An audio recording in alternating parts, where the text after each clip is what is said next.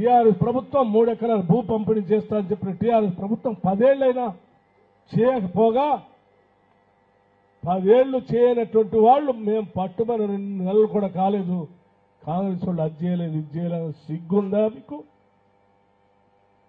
బుద్ధుందా మీకు?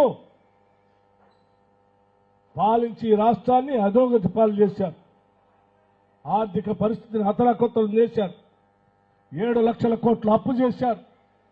ఈ రాష్ట్రానికి వెలుగులు నింపాల్సిన కరెంటు వ్యవస్థని 1 లక్ష కోట్ల పైబడి అప్పుల్లో నింపారు. ఏడ చూసినా దోపిడే, ఏది చూసినా అప్పే. ఇప్పుడున్నటువంటి వాళ్ళకి కాదు, పుట్టబోయే బిడ్డలను కూడా తాకట్టు పెట్టి అప్పులు తీసుకొచ్చారు ఈ రాష్ట్రం పైన. ఎడుమైన ఈ డబ్బంతా అంటే దోపిడీ అయిపోయింది. లెక్కలతో సహా ప్రజలకు బయట పెడతాం, మీ వాస్తవ రూపం ఏంటో తెలియజెప్తామని కూడా ఈ సందర్భంగా మనం చేస్తాం.